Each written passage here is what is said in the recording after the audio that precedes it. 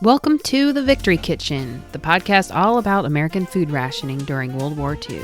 I'm your host, Sarah Creviston Lee, author, historian, and vintage foodie. I'll be exploring the logistics of food rationing, featuring wartime cookbooks and recipes, and highlighting real home front experiences. We're going to be learning exactly what our grandmothers had to do to get their food to fight for victory.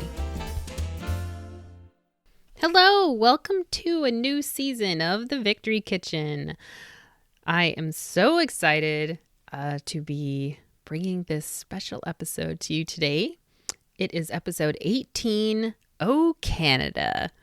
And yes, happy Canada Day.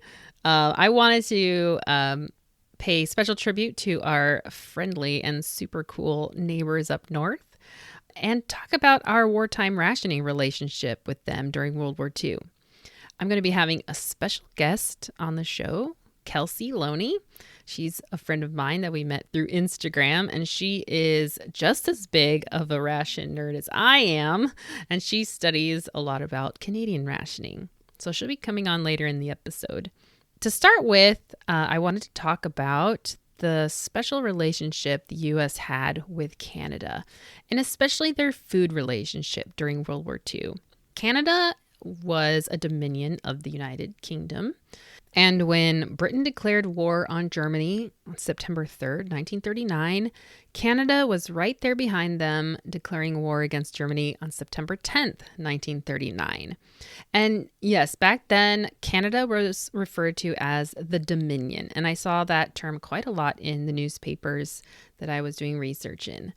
There were a lot of worries about when the U.S. entered the war and how American rationing would affect Canada. Now, we already had kind of a wartime related relationship with Canada before we entered the war.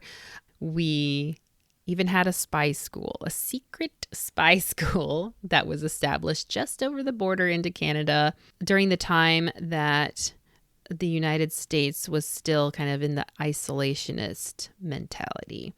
But President Roosevelt, I think, had his eye on everything and was just preparing just in case.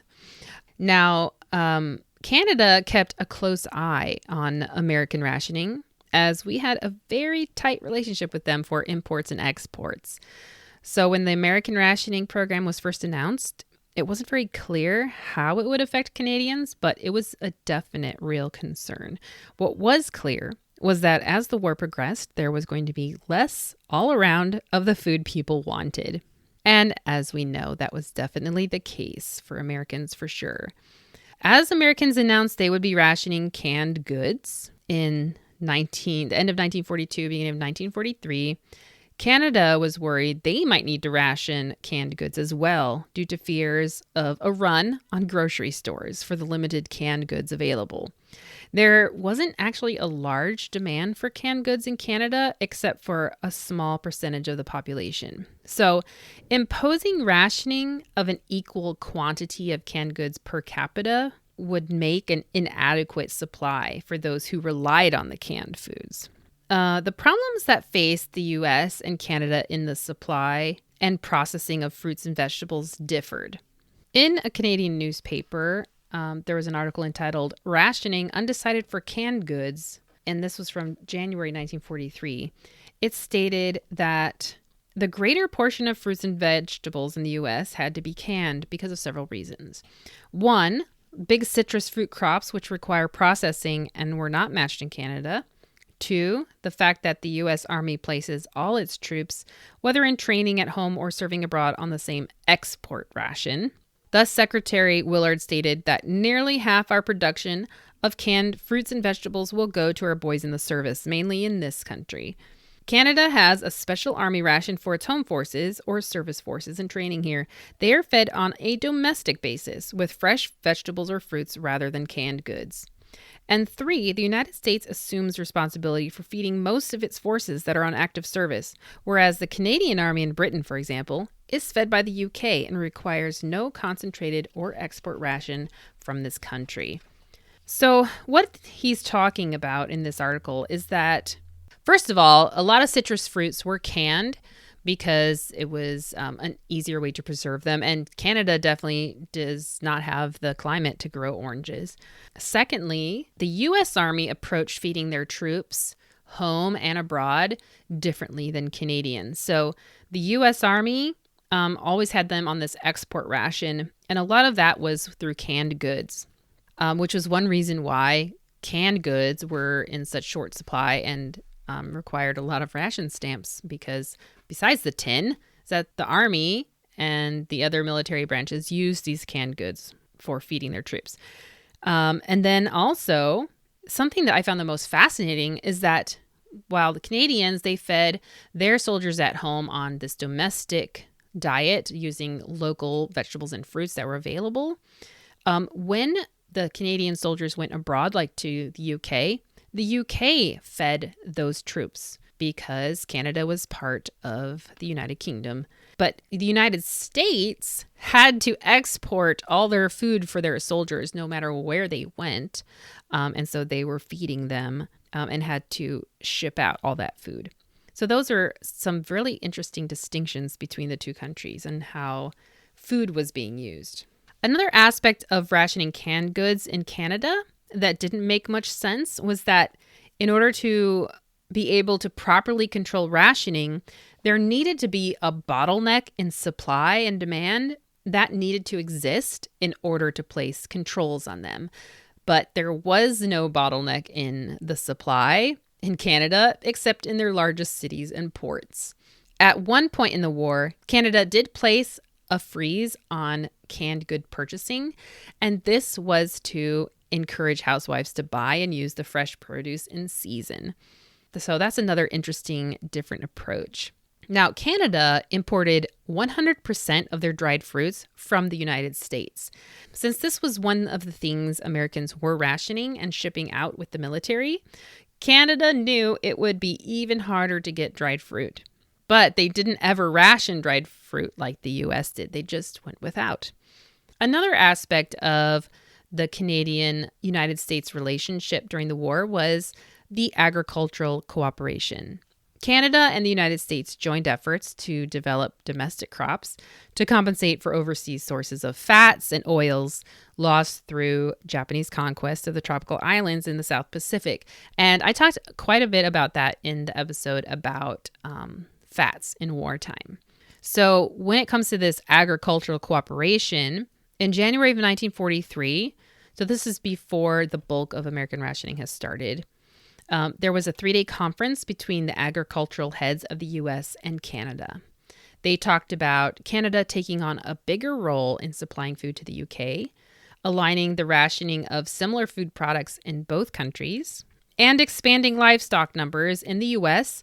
with an expansion of feed crops in Canada to help establish reserve supplies for any future needed exchanges between the two countries. So they were really looking ahead and preparing for being able to help each other out.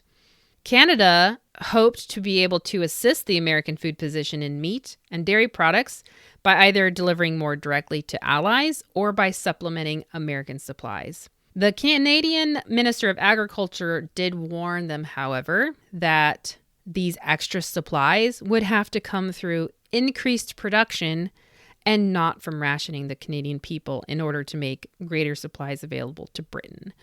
So he was just making it clear that, we can make these bigger plans, but we're not going to do it out of, rationing the people. It's going to come out of increased production. Now, as Americans moved closer toward meat rationing, Canadians kept a close watch on that too. They were working hard to increase their head of cattle in order to produce enough meat for themselves and for the British. And the Canadians really took helping the British out very seriously. And to talk more about that, I interviewed my friend and fellow wartime ration geek, Kelsie. So, with me today is Kelsie Lonie, teacher, amateur writer, proud dog owner, and 1940s enthusiast. She was raised on a cattle ranch in Saskatchewan, Canada, and grew up riding horses, learning about the land, and listening to the stories of her grandparents, who grew up during the 30s and 40s. This upbringing sparked a lifelong interest in World War II history and life on the home front in Canada. She works at preserving the stories of veterans and is currently writing her first novel about the RCAF, which is the Royal Canadian Air Force. And she joins me today to chat about Canadian rationing and the wartime relationship between the United States and Canada. So, welcome, Kelsie. Thank you. I'm excited. I am too. It's really exciting to bring in some other countries that the United States had a relationship with because we definitely were not standing alone in the war effort.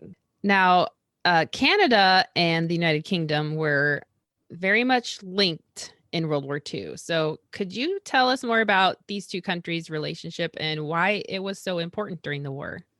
hmm Well, Britain was Canada's motherland. We were still tied under the King's rule. So, Canadian food exports were an essential lifeline for Britain.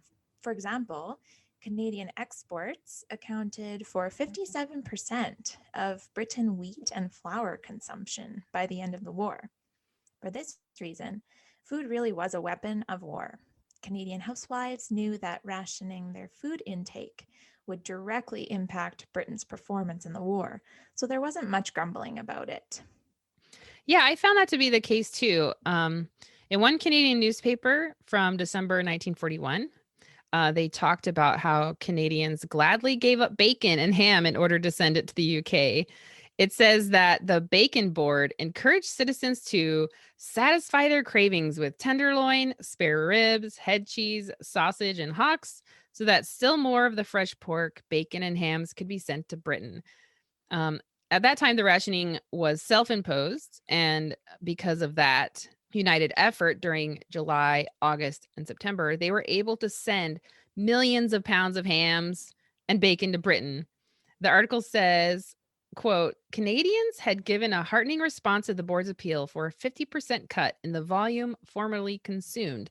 What the people have done in reducing pork consumption they are ready to do in other directions. Their readiness to respond to such appeals is actually ahead of the government's readiness to ask for sacrifices.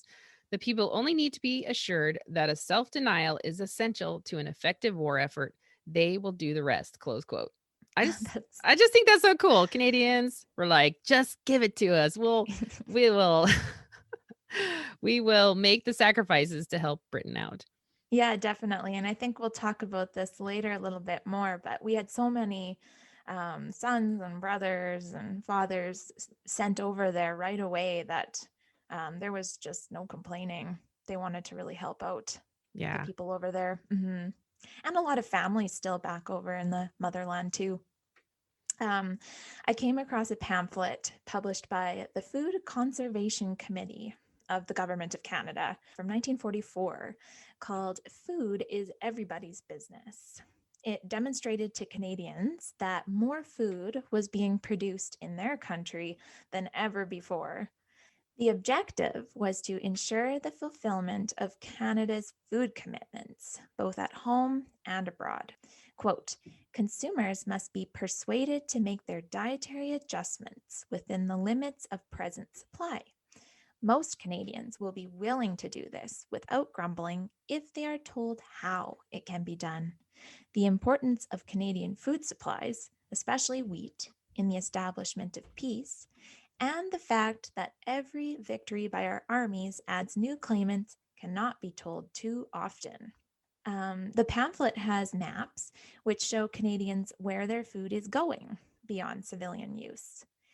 It says that at least half of the food we produced was distributed to the United Kingdom, Red Cross parcels for prisoners of war, armed forces canteens in overseas areas, convoy ships, personnel in advanced defense posts, and other United Nations, which, quote, have a claim on the food Canada can spare. These, our allies, deserve the most we can give them and are now getting it. That would have included the USA. The link to a PDF of this pamphlet will be included on the blog for you to look at. As a country ruled by England, our ties were strong and our support was important. We had the means, freedom, and space to produce what our English compatriots needed, and we were up to the task. I think that's really awesome. And I I came across this article interviewing people in Windsor, Ontario about giving up bacon. And the headline says, sure, they will give up breakfast bacon. Most Windsorites express willingness to have bacon ration if it would help Britain. Some of their responses are kind of funny, but many are serious. So this guy named Fred, he was a radio room operator in the police building. He says, when I was in England with the number one company of the 1st Division Signal Corps, I found that bacon constituted one of the main foods of the English. You'd find it on any menu 3 times a day. I think that it would mean far more to the Britisher to go without bacon than it would to a Canadian. If it means cutting down on consumption here to better feed the British, by all means, let us do it and do it quickly. 2 eggs and 2 rashers of bacon in the old country cost about 1 shilling 3 pence, or the equivalent of 32 cents. So I thought that was interesting. Yeah, And that's then funny.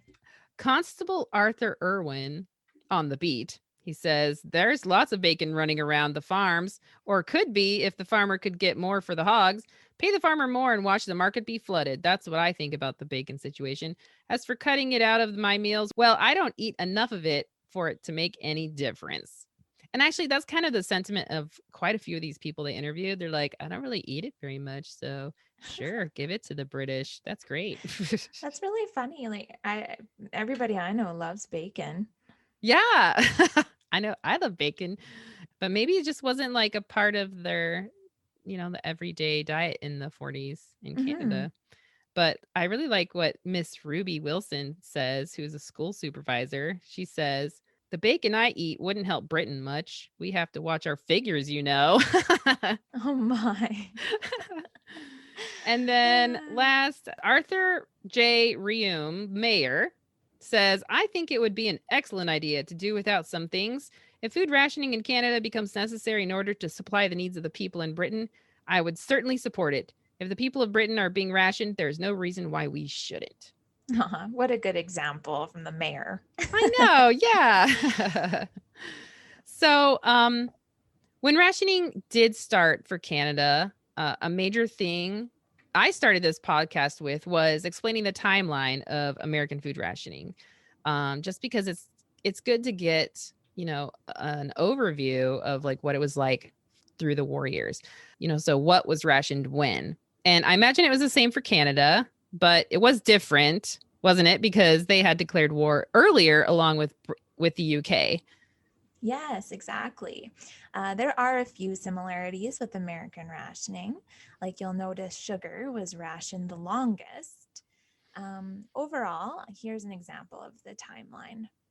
So, sugar, tea, and coffee were rationed from August 1942 until 1947. Meat was rationed starting May 27th, 1943 to March 1st, 1944. So not too long, but then it started being rationed again in September 45. Butter, December 1942 until 1947. Beer, spirits, and wine after July 1942 until 1947. And weekly amounts, these did fluctuate during the war, but a basic example would be sugar at 8 ounces, tea at 2 ounces, butter at 8 ounces, coffee at 8 ounces, or at restaurants, tea and coffee was restricted to 1 cup per person. Meat was at 24 to 32 ounces, and the beer, spirits, and wine, that varied between the provinces. I noticed there were some similarities, but like some of them, yeah, definitely are different from the US. Like butter being rationed so long. Hmm. That's pretty amazing. And I know that there were like special ration coupons for like alcoholic drinks. And so I haven't studied that part yet, but I imagine it's similar to the Canadian rationing for that as well. So one article in a Minnesota newspaper drew a really interesting, detailed comparison between Canadian and American rationing. It stated food rationing in Canada is similar to that in the United States. Half a pound of sugar per person is allowed each week. Meat rations vary according to cuts. Each person gets 2 coupons a week. Half a pound of butter is allowed per person per week. Each person over 12 years old may get ounces of tea or 8 ounces of coffee a week. American rationing allows each person approximately similar amounts. Tea never has been, and coffee is not now rationed in the United States. Canadian cafes are not allowed to serve more than a third of an ounce of butter at a meal. They may serve only 1 cup of coffee, and sugar bowls may not be put on the tables. You must ask the waiter for sugar lumps. Canned goods have not been rationed by the Canadian government. Those stores generally limit customers to 1 or 2 cans of a kind. So, canned pineapple, marmalade, and honey have been hard to get for months. In remote areas such as Yukon Territory and Northwest Territories, there is no formal rationing, but residents are expected to limit their consumption of scarce foods. And I just found this really interesting because most of the time with rationing, um, these aspects of rationing haven't been studied a lot. So we kind of have to draw our own conclusions and comparisons. But I really love that I found this article where he is doing the comparing for us Yes. from that Thank you, time. sir. Yeah, thanks. It gave us a really good idea. So, um, I'd like to talk about how the ration books worked. I read that the Canadians used a ration book system patterned after the British version, like Americans. And I could see that in the food amounts that you told us about. It sounds very similar to British portions. And the British rationing system, it was really setting a standard for how to ration people during wartime. And so the Americans patterned their program after that, and so did the Canadians. So I know in Canada, they used 6 ration books in the course of the war. They were valid for several months at a time and had color coded perforated stamps, which the store clerk or delivery boy was supposed to remove. I imagine, though, that there's a lot more to the ration books than just that. So could you explain a little more about it? Yeah, for sure. Before rationing began, the government was simply making ration suggestions. So by January 1942, sugar was at a suggestion of 12 ounces per week. And by May 1942, it was down to 8 ounces. Tea was at half rations and coffee at quarter rations. Eventually, coupons would be distributed around August 1942.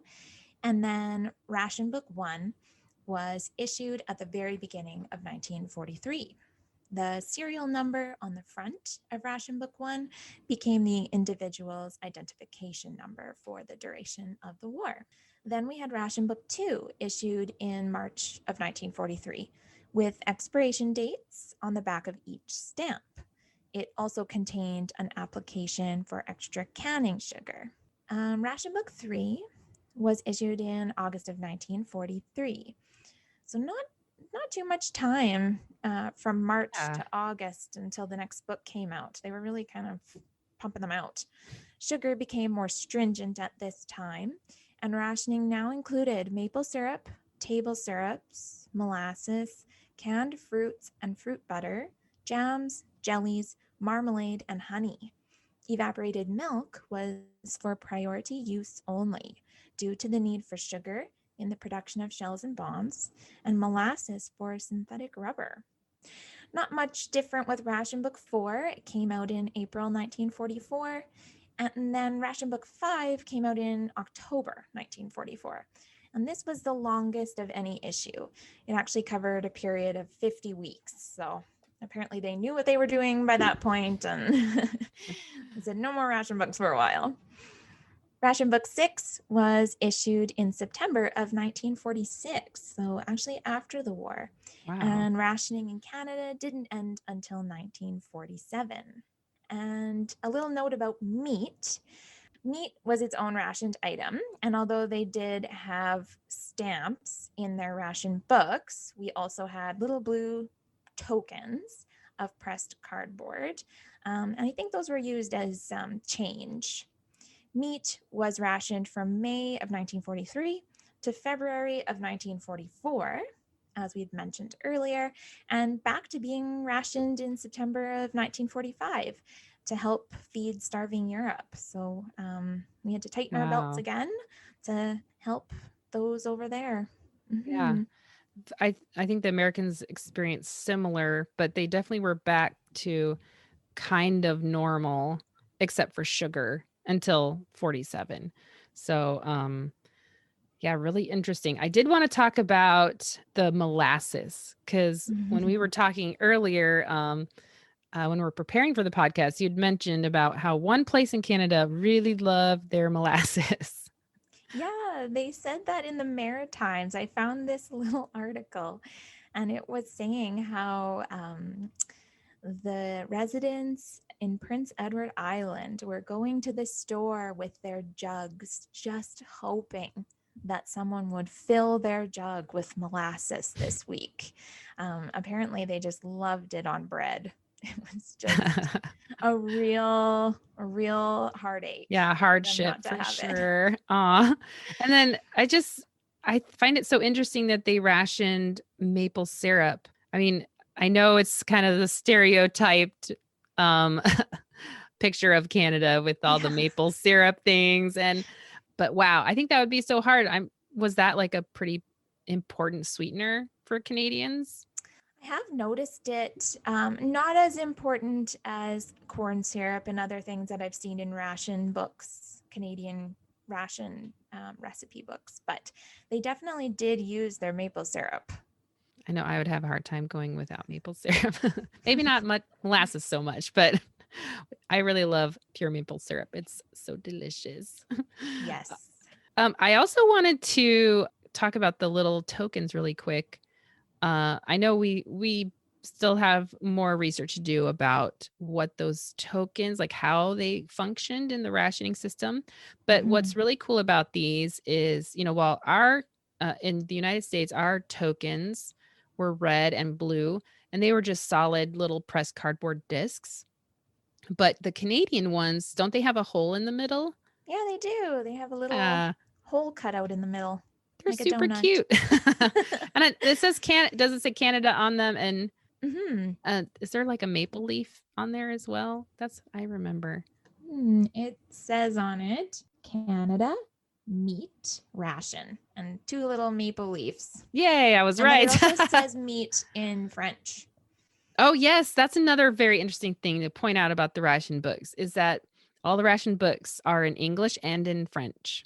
Hmm. And that's still something that Canada does today. Like everything is English and French, which I think is pretty cool. Yes, English and French. So, in preparing for this episode, you told me about your grandmother's experience with ration books. Could you tell us that story? Yeah. So, especially in Western Canada, which is where I'm from, it's quite sparsely populated. Canada has a much smaller population than the US, and none of our cities can really compare with the large cities of the States. Where I am from, there is open space like you wouldn't believe. Cattle still roam large pastures. We have prairie grass for miles. And the farther north you go, the fewer people you run into. This would have only been more true in the 1940s. Therefore, people in Western Canada had large plots of land where they could grow gardens, wheat, cattle, chickens, and pigs. Food was sourced on the land, berries picked, meat slaughtered, milk, cheese, and butter made, eggs gathered. Therefore, to many, sugar, tea, and coffee were what was missed most with rationing, and the rest of the ration stamps weren't really needed in a lot of cases for these rural families. Those in more densely populated areas, such as Vancouver, Toronto, Montreal, or other major cities, they may have felt the tightening of rations much more significantly. And my grandma, she always says how thankful she is that she was able to live on a farm during the time of rationing. With a large family to feed, they always had enough. And she had some cousins who lived in town, and she always felt so sorry for them. They were, using all their ration stamps and counting, and going without. And so she admits that they definitely gifted their unused ration stamps to family in town. And I always said, Grandma, that was illegal. But I recently read that that was a fairly common practice in Canada. On canadashistory.ca, it mentions that against express wishes, people bartered, sold, raffled, and made gifts of their ration coupons. It says that a man in Toronto was even fined $100 because he managed to get a hold of a ration card for his dog. Oh my gosh. And $100 would have been quite a bit back That then. is a lot, but I kind of feel like he deserved it. Yeah, I mean, well, maybe that dog ate a lot. Or maybe Maybe. the man ate a lot. I know that I mean it's one thing to read in like the government propaganda and newspapers telling how rationing is supposed to function, but how it functions in actual practice, people got creative and made it more flexible and Definitely. like pooling ration coupons to get something to share as a family or several families. I know that happened in the United States as well, but I don't know. I have yet to come across situations where they bartered or sold. So maybe they did. I'm gonna look now. I'm sure it happened not just in Canada, but I like though that we know that that happened Mm-hmm. because For sure.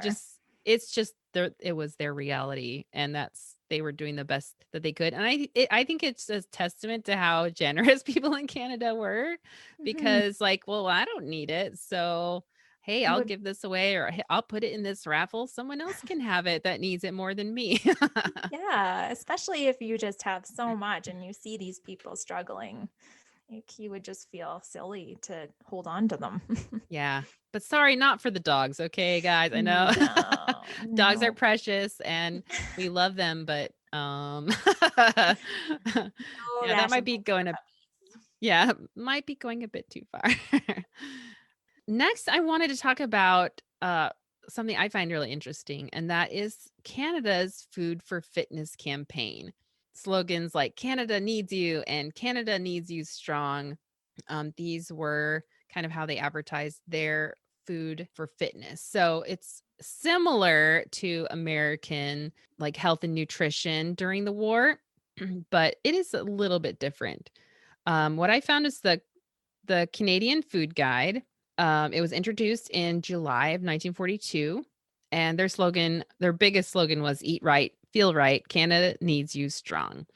There were 5 food groups: milk and cheese. For adults, it was 1/2 pint, and for children, more than 1 pint.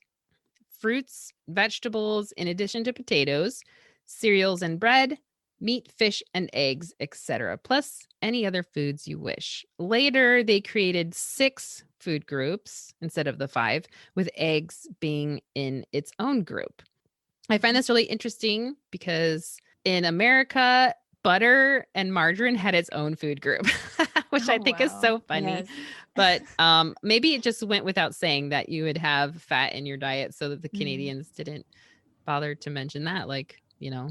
But I was wondering if you could tell us more of the important points about the Canadian Food Guide. Mm-hmm. Well, we both researched into the Food for Fitness campaign, and we kept Mhm. finding this difference between, okay, this one has 5 food groups, this one has 6 Yeah. food groups. And I think there were even some cookbooks that were publishing, different Food for Fitness campaign, like their version. And then, but Canada's first food guide, which would be the official food rules, was introduced to the public in July 1942. This guide acknowledged wartime food rationing while endeavoring to prevent nutritional deficiencies and to improve the health of Canadians. It's essentially the 6 food groups that we know of today, as you mentioned: milk, fruit, vegetables, cereals and breads, meat, fish, etc., and eggs. In modern times, this food guide it still exists in partnership with the Canadian government and Health Canada. They distribute and teach the Canadian food guide as even part of the curriculum in school. And just like during the war, the food guide is basic education designed to help people follow a healthy diet, guide their food selection, portion sizes, and promote the nutritional health of Canadians.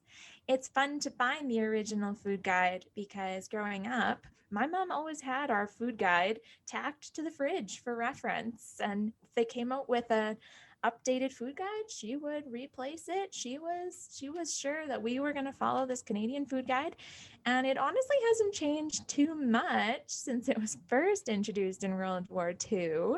However, we no longer need to eat 6 pieces of bread a day, and they're not suggesting liver and kidney once a week anymore. Oh, no. I think that was a bit of propaganda. No, yeah, it sounds familiar. Mhm.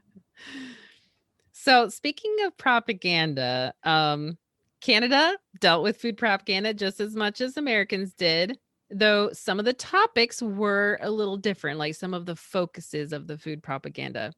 Of course, the root of the propaganda was patriotism. The government encouraged Canadians to ration when there wasn't a great way of monitoring it. And it was a while before they made rationing official.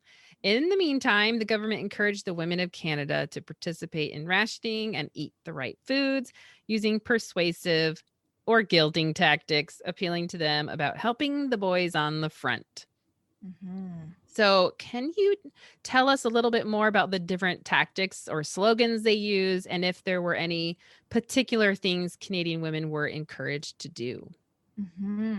Yes, the boys were very important. We didn't really have a mascot. Uncle Sam wasn't telling us to do anything, and but everybody knew somebody who was fighting in the war, and it was our job to help our boys. They were ours. They belonged to everyone. Although we did have rationing rules, Canada is a very large country. So it's impossible, as we mentioned, to police everything happening on the black market. So that's where propaganda comes in. The government is coming in at this point with guilting the women in many different ways. Everything was for the boys. Posters showed our boys waiting for your food. A loyal woman helps our boys. Shopping on a budget helps our boys. Everybody wanted these boys home soon at all costs. Many people were happy to give things up for the sake of the war. However, the government did their part to encourage anyone who was thought to grumble.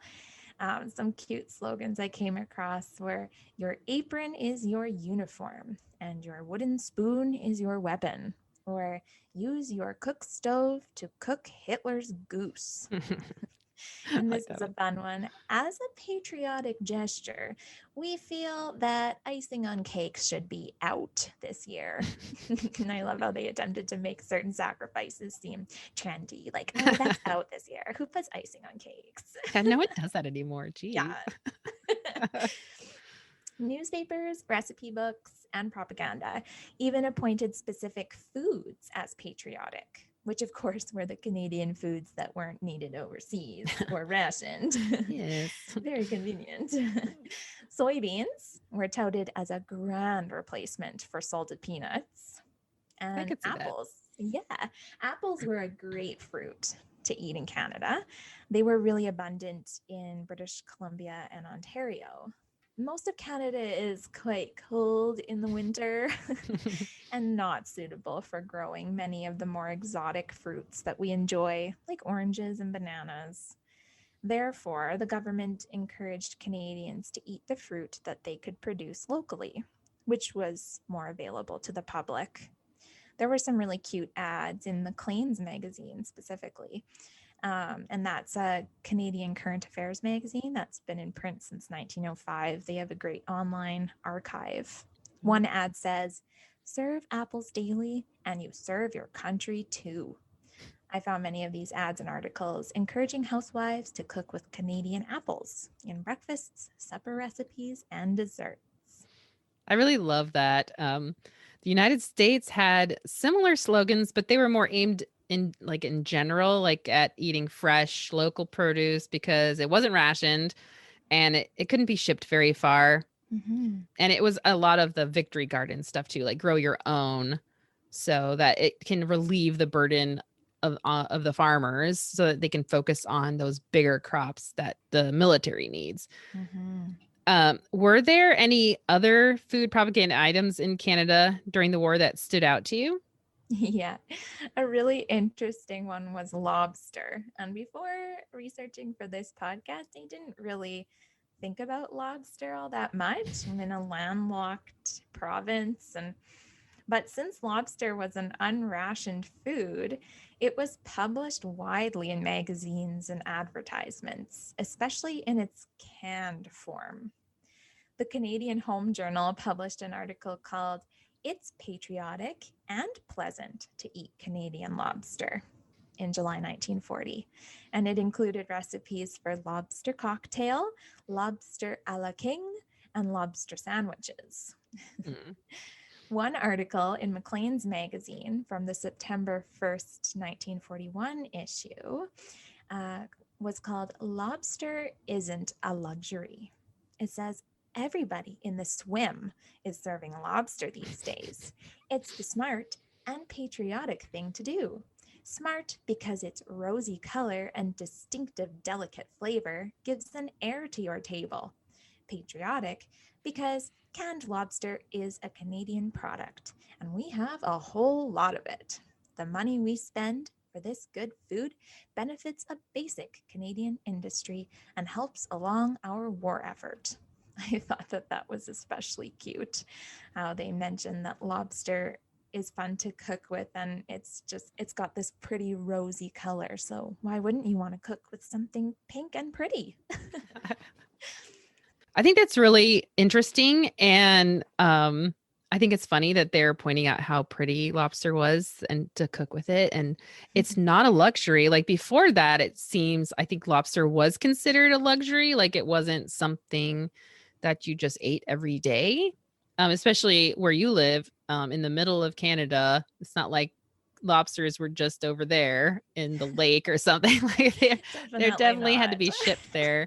Yes. Um, and so they kind of had to change Canadians' thinking about lobster. Like, why was that the case, though? Like, why were they going from, lobster is this nice, fancy food you have on special occasions to all of a sudden, oh, just kidding. It's patriotic to eat lobster. Why was that? Yeah, I think it's yeah, people in Western Canada in these landlocked provinces, I wouldn't say that seafood is a palate that they would necessarily think of enjoying. And I kind of looked earlier, and earlier before the war, there really wasn't a lot of articles about fish and lobster and eating with fish and lobster. But then suddenly, because there was just so much of it, the fishermen were going out, they had these fresh lobster. Um, it couldn't be exported fresh, and I guess they weren't really canning it and exporting it either. And so they said, okay, we've got a bunch of lobster and a bunch of fish that Canadians need to eat. So, how are we going to make this seem tasty? And then there is just many, many articles after the war started, especially in Maclean's. They just often produced articles that and ads, really colorful ads with little recipes on the ads saying, "Try this, it's amazing, Canadian lobster, it's patriotic." I actually don't know of anybody personally that ate canned lobster during the war, but apparently they were really pushing it. And it makes sense though, because like especially at the beginning of the war when U-boats were a huge threat. So getting like if their market was in England. Like I was reading that the biggest part of their market was selling lobster to England. Mm. But because of the U-boats, that just was not the case anymore. Everywhere, fishermen were in danger. Like no matter what country you lived in, if there were U-boats in the water, your job was really risky. So it makes sense that all of a sudden they have all this lobster on their hands that they can't send to England. So now what are they going to do with it? Well, Canadians need to eat it. I also found quite a few newspaper articles and ads about how patriotic it was for Canadians to eat lobster. However, all was not friendly on the home front between the US and Canada when it came to lobster. Oh no. Yes. So it's centered around the fishermen in the state of Maine. They share a border with Canada. And I found this article entitled Ban on Canadian Canned Lobster Sale in Maine. It declared that the Sea and Shore Fisheries Commissioner, Arthur Greenleaf, had been receiving complaints from Maine fishermen that huge amounts of Canadian lobster were flooding the market in Maine in violation of regulations. So Commissioner Greenleaf moved to suspend the sale of canned Canadian lobsters in Maine. It says stores had been given 5 days to dispose of their stock of Canadian lobster in a move Greenleaf says was directed at lightening competition against the products of our own fishermen. A large Ooh. percentage of Canadian meat was canned from lobsters smaller than the minimum Maine legal size. The commissioner promised rigid enforcement of a law under which sellers of illegal lobster meat may be fined as much as $10 a pound. Wow. Yikes. So it's kind of humorous to think about it now, but it was a serious livelihood for fishermen in Maine. And it's just interesting to see how both of our countries shared the lobster market up there. And it also hints at how much the lobster market had shrunk for the Canadian fishermen. So they were taking that risk of, sending their lobster into the Yeah. markets in the US. And that didn't make the lobstermen in Maine very happy. um, so housewives buying lobster and other Canadian products that couldn't be shipped overseas was an important home front task for the Canadians. Yes, exactly. Actually, one of the recipes I made for today's episode is a lobster recipe. So you Ooh. can look forward to that. And it comes from an article called How About Lobster from July 15th, 1940, in Maclean's magazine. So remember, we had already been in the war for almost a year by then in 1940. And although we were not rationing yet, the article says that we were facing a different problem. Quote, it hasn't been necessary so far to put the family on rations, to do without this or that, or to substitute something good for something better. We would, and gladly, if the need arose, but right now we are facing an entirely different situation. We are asked to buy and use the surplus supplies of certain foods, thus preventing waste and assuring the producers and distributors a decent wage and a decent measure of prosperity. I think that's interesting because it shows that there was not the same availability to sell and ship our resources because of the war, and we were asked to eat more of certain foods, like lobster. Wow, that is very resourceful. So I think that's really interesting about the lobster, and I'm really happy that we've both found so much information about it, and hopefully things have healed over between the Maine lobster and the Canadian lobster, and since then. Um, Now, one thing that I found really interesting, a difference between our countries, especially during the war, is that more ethnic regional foods are common in Canada as opposed to the American melting pot, where there are a lot of international foods that were adopted into mainstream food culture. So, like looking in my wartime cookbooks, there are some Chinese recipes, some Italian recipes, a lot of British and French. And it was just like that's just what everyone was familiar with. And I just find the difference in these food traditions to be really fascinating.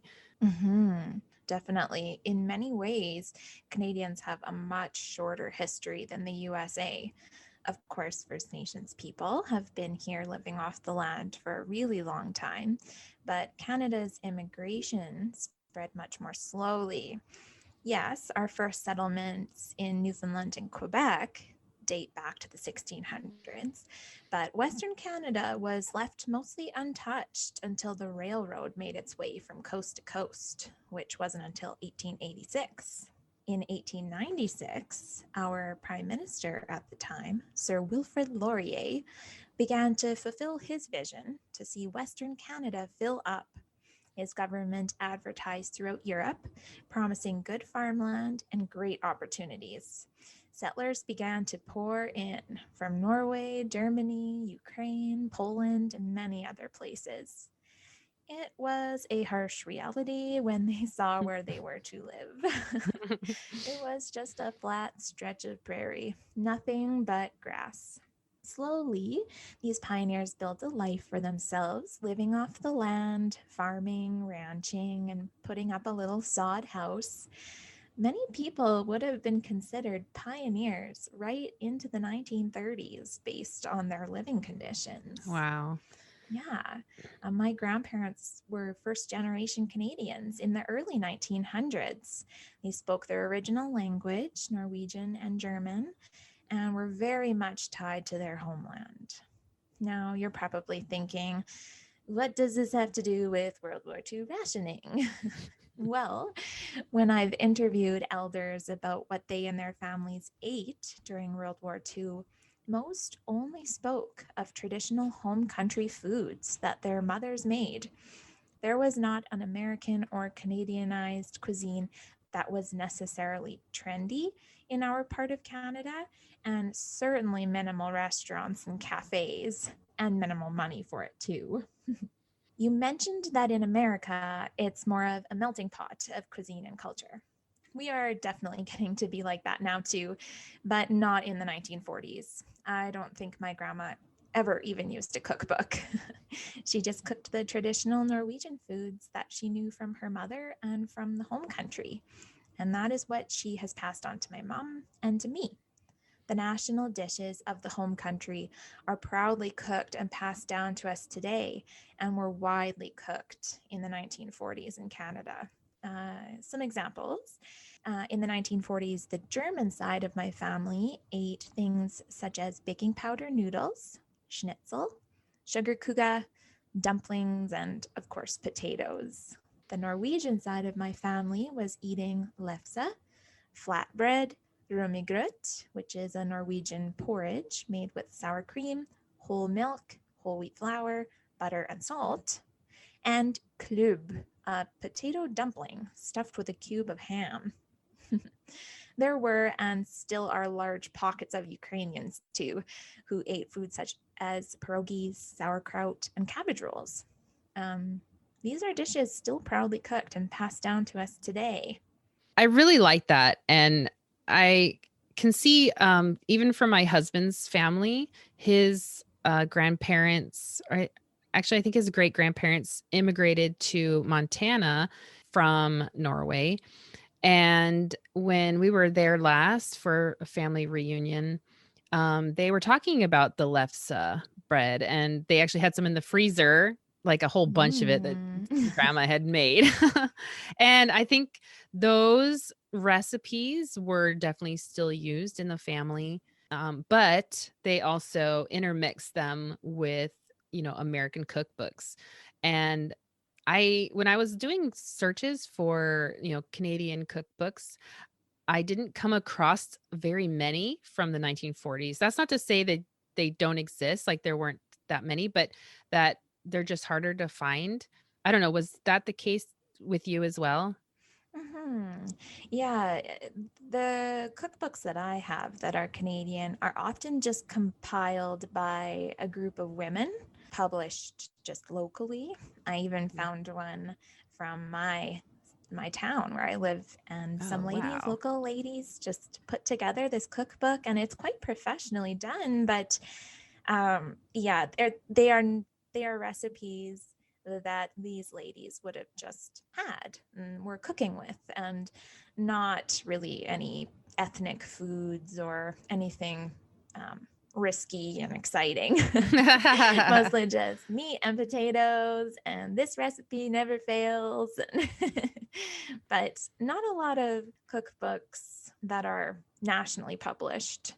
Yeah, I think that's so interesting comparing those two things. And I know there's definitely more research I would like to do in this area, like Canadian rationing, like the cookbooks they're using. And they definitely did have recipes in magazines and newspapers just like us in Mhm. America that, the new or, wartime trendy recipes. Like one of them that I found was for Canadian war cake. And I just think looking at these recipes, like they did vary from one to another, but it pretty much resembled like the World War I war cake that the British had. And they just, called it Canadian war cake. So I don't know what makes it Yes. Canadian specifically, but that recipe was making its rounds again in World War II. And so it Mhm. was I've noticed that they were recycling recipes from a previous wartime. And we did that in America too. I just love seeing evidence of that though. Yeah, me too.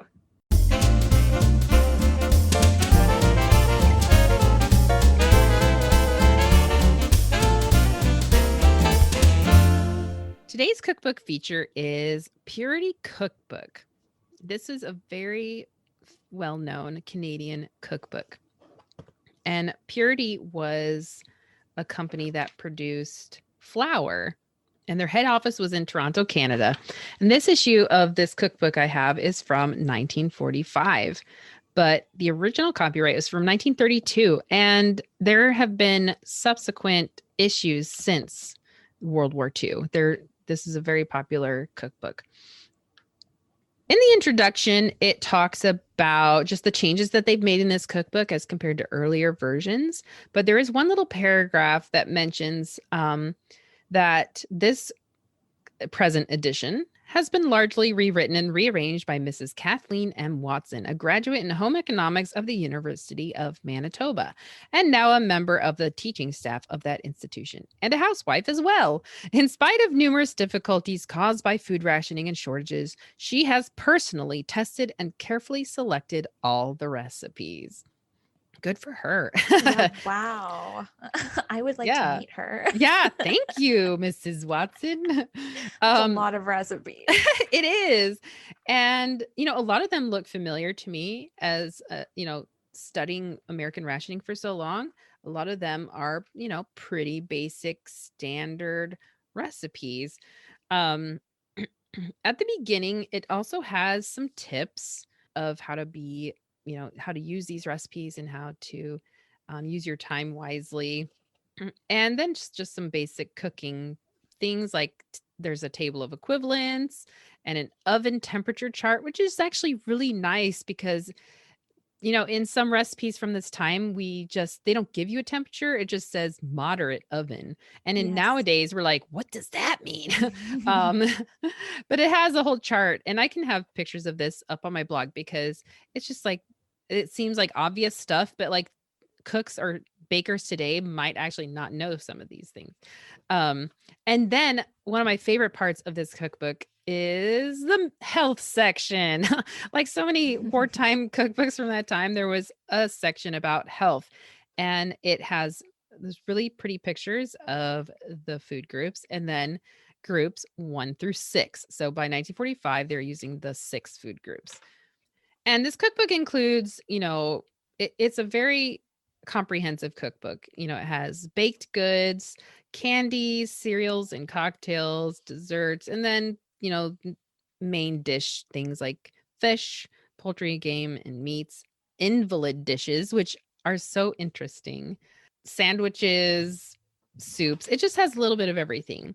Hmm. So what I wanted to do, I wanted to cook some iconic Canadian recipes. So the first one I tried was apple oat pudding with honey scotch sauce. Now I Yum. wanted to do, because you talked about apple, like apples were a big propaganda thing for Canadians, like eat Canadian apples. I wanted to Mhm. try an apple recipe. So I don't know if this particular recipe is like distinctly Canadian, but it was really interesting and I've never seen anything quite like it. It calls, wow, for 1 cup of sugar. That's a Ooh, lot. really? No, just chuck a cup of rationed sugar in there. No big Yeah, deal. that's like your weekly ration. Yeah. Um, so this is a very different recipe. Yeah, like I said, a cup of sugar, a quarter cup shortening or butter, 1 egg yolk, a tablespoon of lemon juice, tablespoon orange juice, a teaspoon of cinnamon, teaspoon of nutmeg. And by this time, I mean, just what we know from last season, the last episode, I talked about spices. A teaspoon is quite a lot of a very shortage, of these spices.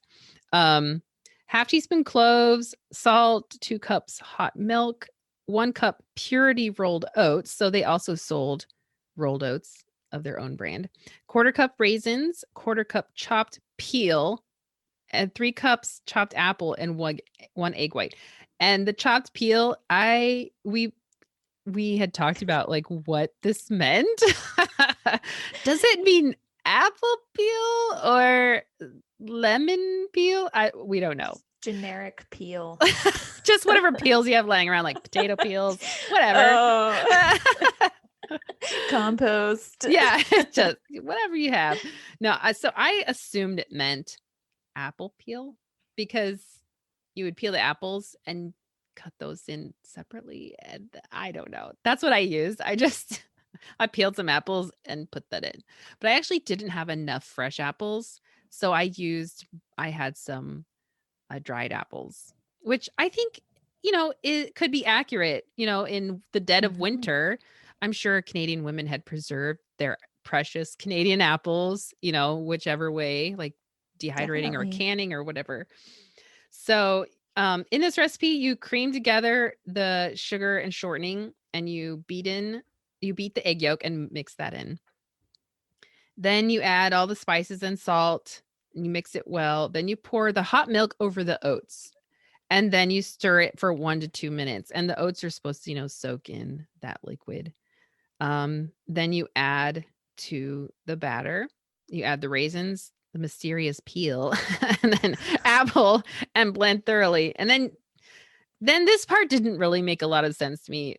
I mean, I know they do this a lot in wartime recipes. You beat the egg white until it's stiff and then you fold it into the batter. Well, my problem was that it wasn't a batter. It was very liquidy, like a soup.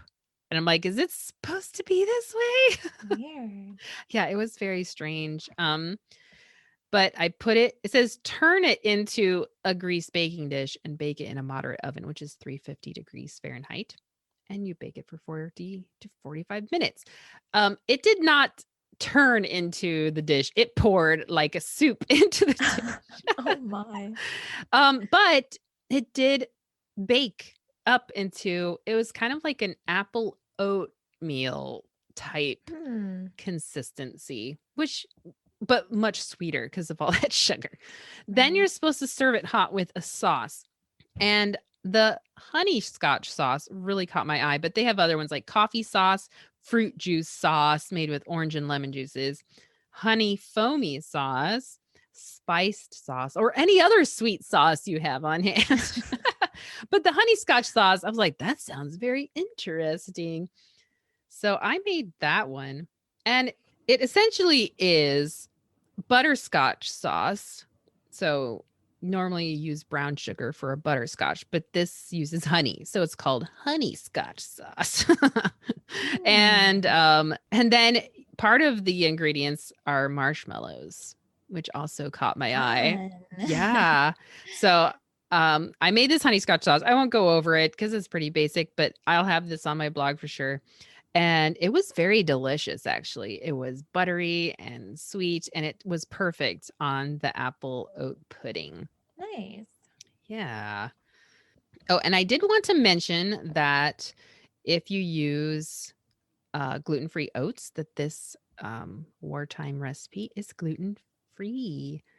Wow. Yeah, I'd like to always point that out because there's a lot of food issues we have today that weren't as common back then. So sometimes cooking wartime recipes can be frustrating because there's always like a lot of grains involved. So if it's gluten free, I just like to let people know so they can give it a Yeah. try.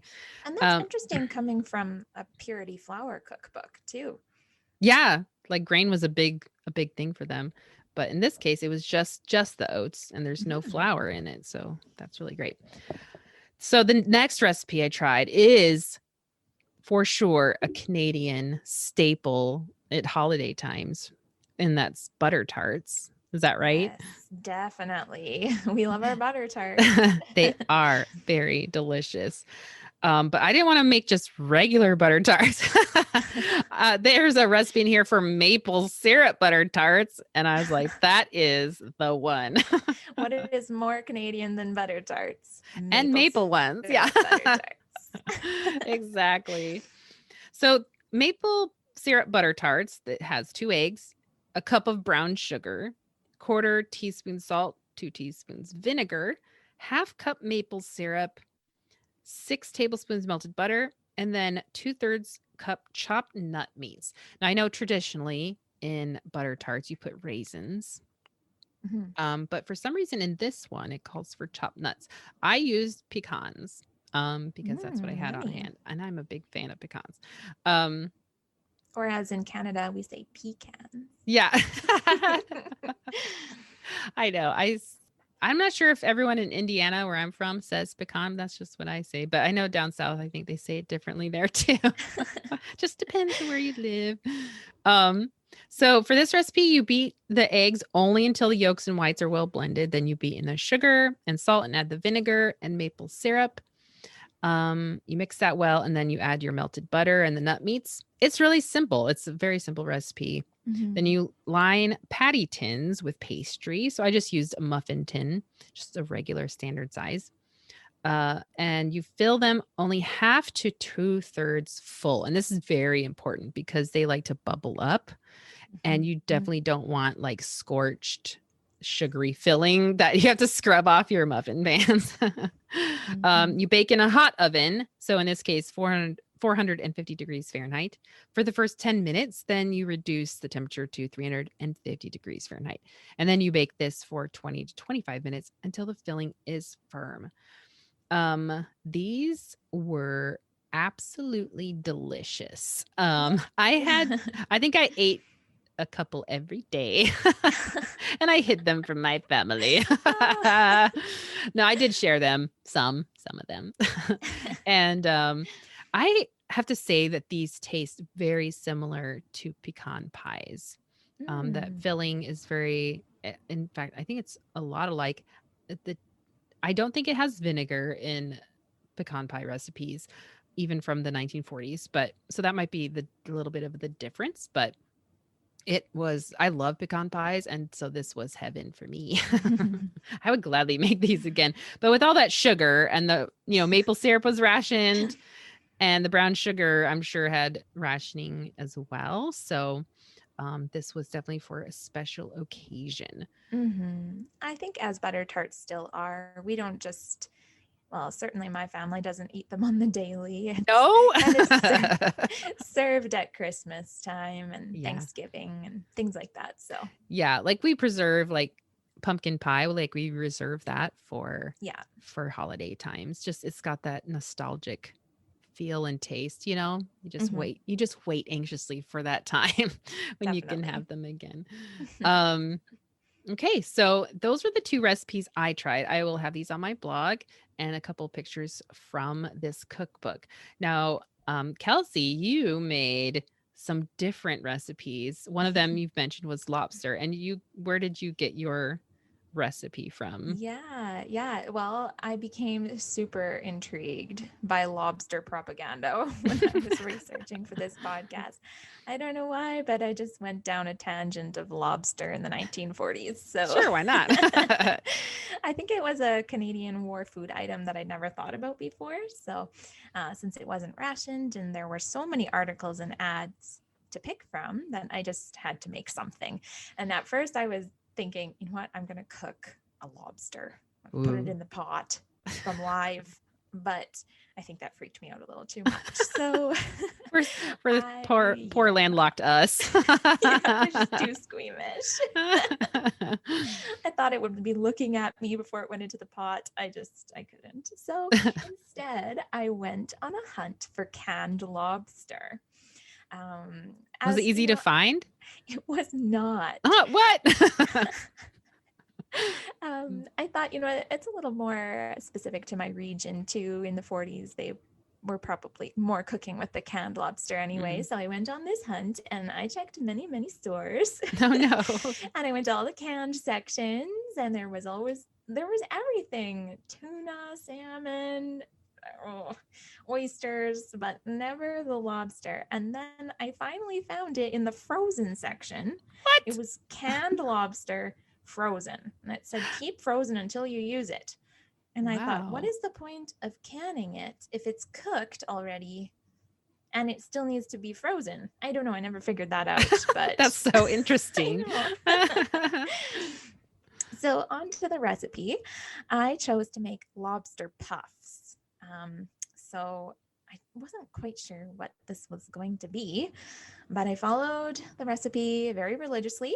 You take 2.5 tablespoons of butter, 5 tablespoons of flour, and a cupful of milk. So you melt the butter in the double boiler and you add in the flour and the milk and you stir it until it's thick.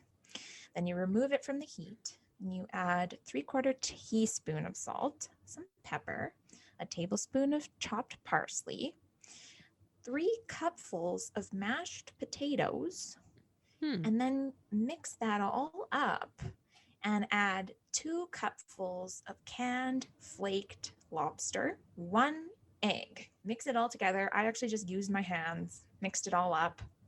And then it asks you to drop them by heaping spoonfuls onto a greased baking sheet, brush the tops with melted butter, and bake in a hot oven. I chose 400 degrees for 20 minutes or until browned. It suggests serving them with piping hot green beans, buttered beans, or asparagus tips. So, how'd they taste? I followed the recipe and I served them to my husband, and we looked at them and they kind of looked like almost like a biscuit, kind of biscuit-like. And what had happened, because there was mashed potatoes in it, it got this crispy outside, but then inside it was still just like a mashed potato. It almost kind of tasted like a twice baked potato filling. Yeah, I can see that. It crisped up nicely on the outside and was soft on the inside. But unfortunately, it was terrible tasting. Oh no.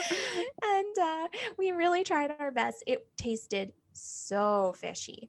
And I really enjoy seafood, but this, I don't know, it tasted way too fishy for us. We tried our best, and bless my husband's heart, he said, this really did turn out exactly like it was supposed to. Like, you did a great job, but it doesn't taste good. And so we had to throw them in the garbage. Oh no. I wasted all that food. I felt so bad, but we couldn't eat it. But, my takeaway from this recipe, with 1 can of flaked lobster, it served at least 6 people. It is a great meat stretcher recipe from World War II. Like, that would have been really filling for a family. And if they're trying to cook with lobster, it's a great way to kind of incorporate it. And so I think the recipe was a really quintessential meat stretcher recipe from the 40s, just not really great tasting for us. But if you love lobster, maybe you would love it. Yeah. And if you're used to the canned lobster taste, I'm sure it Mhm. would be very good. Like I grew up eating tuna fish. My mom served that quite a bit. But for some reason I haven't served my own children it very much. And so now they're like, gross, tuna fish. I'm like, what? It's just Yeah. tuna fish. It's fish in a can. It's tastes the way it's supposed to taste. Like, and for them, they're like, gross. So yeah, Mhm. it's I think something like if it's was available and it was inexpensive and it patriotic, like you would just eat Mhm. it, right? Yeah. And it would be, yeah, it sounds like a really great meat stretcher recipe. So maybe you could try it again, but don't use lobster. Like use Yeah. ground beef or pork or something. I bet it I would would be still like to try good. it again, even without any meat at all in it. I think Oh, it would yeah. make a great kind of a Like a mashed side potato dish. side dish. Yeah. Yeah, yum. It does Mhm. sound good. Mhm. So you tried another recipe. I did. Where did you I get this one from? So my next recipe includes a Canadian classic, maple syrup, as we've talked Yay. about. So maple syrup just represents everything Canadian. I mean, our flag has a maple leaf on it. So in World War II, Canadian women were told to substitute sugar with other sweeteners. And although maple syrup was rationed, it was one of the suggestions, even in this cookbook, to use as a sweetener instead of sugar. So, of course, I wanted to find something unique involving maple syrup, and I found the perfect recipe in my Canadian wartime cookbook called How to Eat Well Though Rationed: Wartime Canning and Cookbook from 1943. This cookbook is definitely for my wartime fangirl heart. The foreword says Canadian men are on the march everywhere. So are Canadian women. Just as our soldiers, sailors, and airmen are changing their habits overnight, so are our homemakers adapting themselves to changes in the kitchen. Canadian housewives are contributing just as much in their own way to winning the war as the men who have gone into uniform.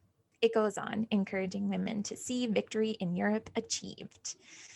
It includes such cute sections called Keeping Your Family Fit in Wartime, a week's menus for a family of 4 on rations, the wartime lunchbox, meat stretching dishes, colorful salads of vitamins and victory, tempting desserts despite rationing, and many more. This recipe was especially fun because it's called maple syrup gingerbread.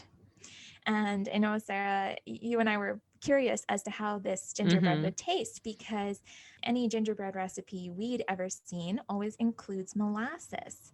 But this one actually substitutes all the molasses for maple syrup. So I thought, well, that will be very interesting and Yeah. unique. So here's how I made it. I creamed half a cup of shortening until it was a whipped cream consistency, and I added 1 cup of maple syrup slowly, blending it in well. I added a beaten egg.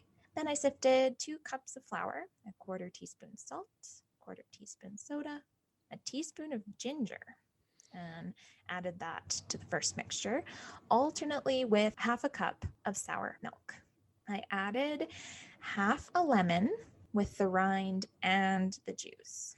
It poured into a well greased 8 by 12 shallow pan and baked at 350 degrees for 50 minutes.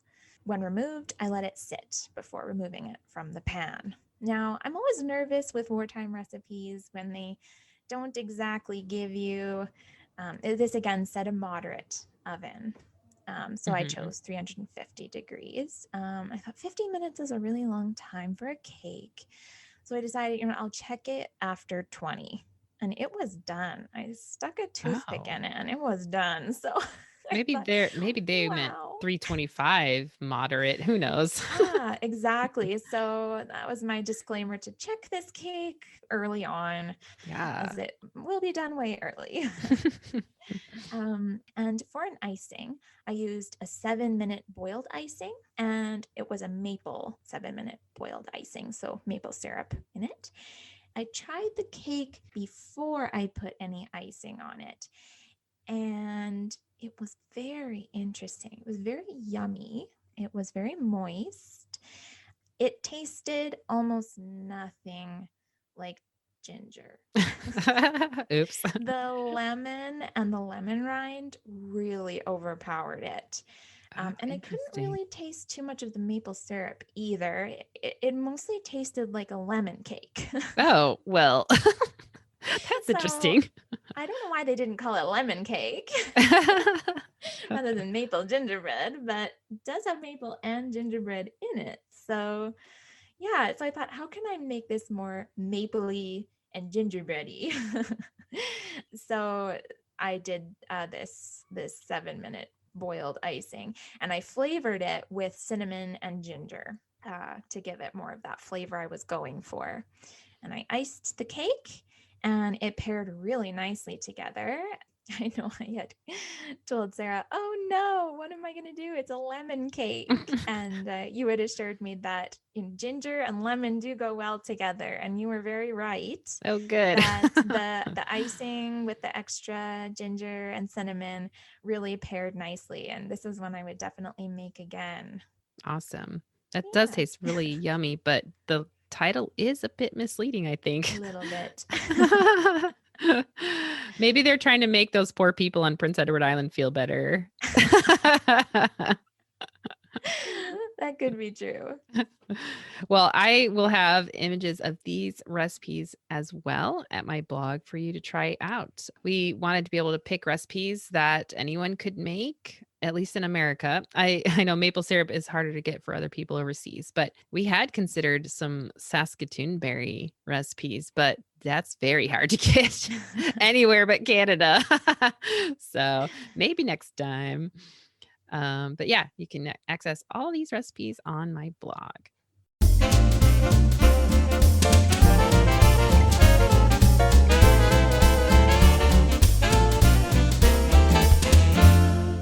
For our story highlight today, we are going to be talking about Canadian Farmerettes, and Kelsie is going to tell us about them and also about her grandmother's experience as a farmerette. As we've talked about, in the 1940s, a lot of girls were made of tough stock in Canada. They were used to hard manual labor on farms and ranches. When all of our boys and men went overseas, thousands of Canadian women and young adult girls devoted their summers to low paid agricultural labor in Ontario and BC as members of the Farm Cadet, Farmerette, or Women's Land Brigades. This is a lesser known piece of Canadian history that I found really fascinating.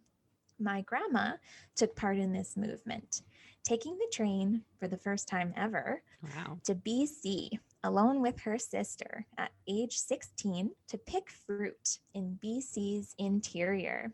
She remembers that her mother packed them a big paper bag lunch for the trip, but they were so excited that they'd eaten everything before they were 30 miles down the track. Oops. She said that the work was hard, the days were long, and her body was often sore, but it wasn't anything she hadn't done before, and she thought it was such a big adventure, traveling without parents, meeting new girls from all over Canada. She and her sister worked together as a team. Lucky for her sister, who was afraid of heights. She always held the ladder while my grandma climbed high into the trees to pick the fruit. My grandma thinks she may have had the short end of the stick there. Maybe. Although she has passed away now, she always spoke fondly of her days as a farmerette picking fruit in BC.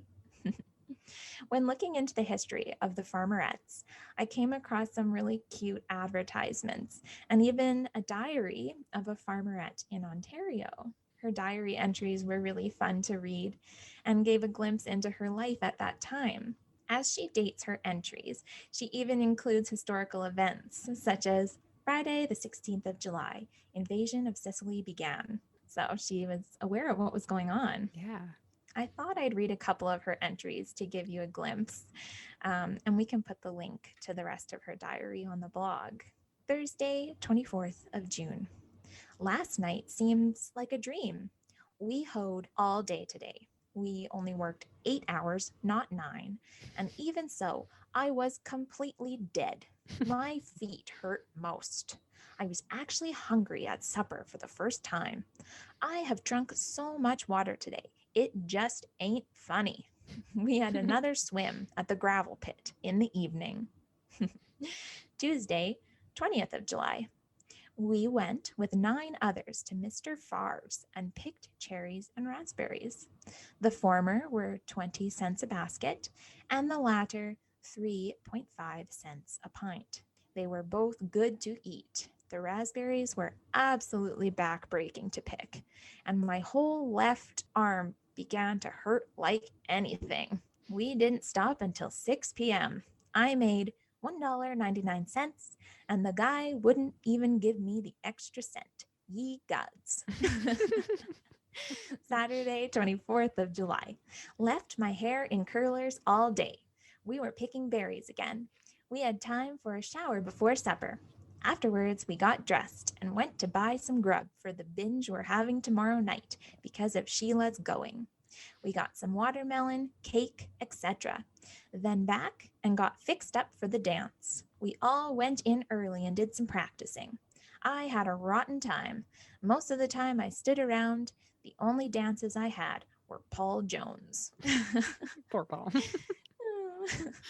There were so many more cute entries, but this is a little teaser of what you'll find if you check out that link. I know that the Land Girls of England get a lot of coverage, but I wonder how many know about the Canadian Farmerettes. It's a little piece of history that I love. Oh, that's so wonderful. Thanks so much for sharing that story. And I, for one, can't wait to read the rest of her diary. She sounds really fun. Yeah, she's spunky. Well, thank you so much for joining me, Kelsie, and sharing about Canadian rationing. The relationship between our two countries during World War II was important and vital, and I, for one, am happy we were allies and friends then and now. There is so much more to learn about Canadian rationing. If you're interested in learning more, you can follow Kelsie on Instagram at Kelsie Lonie, as well as checking out our abundant resources that we found in our research on my blog. You can also follow some of our other Canadian friends at Recipes for Victory, that's the number 4, at Grandma's Wartime Kitchen, and at Hilltop Hygge Homestead. And I will have their names on my blog so that they'll be easy to find. I'm so excited for you to join me for the start of a new season of the Victory Kitchen. And as always, you can follow me on Instagram at Victory Kitchen Podcast. You can also find me on Twitter and on Facebook at Victory Kitchen Podcast. Thanks so much for listening, and I'll talk to you next time. Bye.